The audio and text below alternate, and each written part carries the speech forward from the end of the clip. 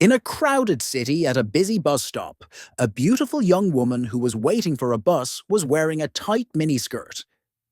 As the bus stopped and it was her turn to get on, she became aware that her skirt was too tight to allow her leg to come up to the height of the first step of the bus.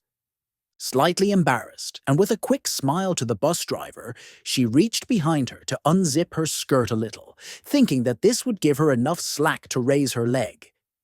Again, she tried to make the step, only to discover she still couldn't. So, a little more embarrassed, she once again reached behind her to unzip her skirt a little more, and for the second time attempted the step, and once again, much to her dismay, she could not raise her leg.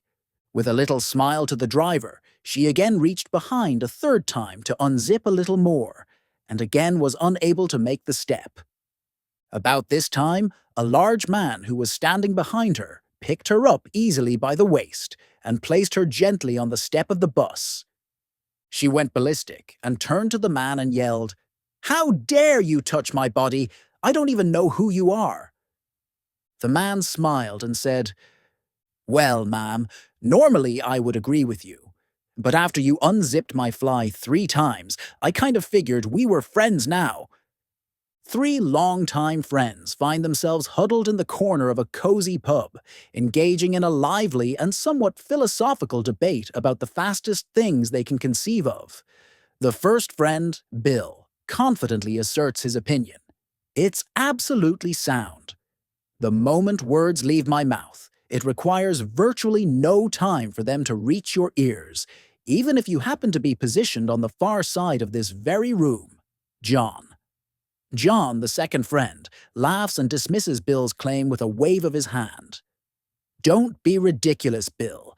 Light holds the record for speed in the universe. Did you not pay attention to any of our science lessons back in school? Light, as a form of pure energy, remains unchallenged in its speed. Absolutely nothing travels faster." Bill, upon recalling some dusty fragments of his old physics lessons and acknowledging the undeniable truth of John's statement, reluctantly nods in agreement with John's assessment. Throughout this rather scientific debate, the third friend, Dave, has been listening attentively in quiet contemplation, observing the back and forth between his two friends. "You've both got it wrong," Dave finally interjects, breaking his silence with a surprising conviction. "Without a doubt, the fastest thing has to be." Taken aback by Dave's unexpected declaration, the other two friends exchange puzzled glances before turning their incredulous gaze back towards Dave, waiting for him to elaborate. Unfazed by their skepticism, Dave proceeds to expound on his theory, drawing on a recent personal experience to illustrate his point. "The other night," he begins, "I decided to try my hand at cooking a seafood curry at home. I thought it would be a delightful treat for my wife and myself. However, something must have been a little off with the ingredients, because as I settled into bed that night, I could feel my stomach starting to churn with discomfort.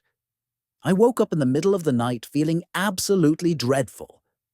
John, still puzzled by the direction of Dave's story, interjects, "Uh, Dave, how does this tale relate to our discussion about the fastest things?"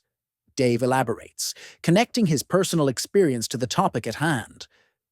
"Well, you see, I awoke around 4 a.m. with a peculiar and urgent sensation in my stomach, and before I could so much as flick on the bedside lamp and alert my wife to my discomfort, I shit the bed.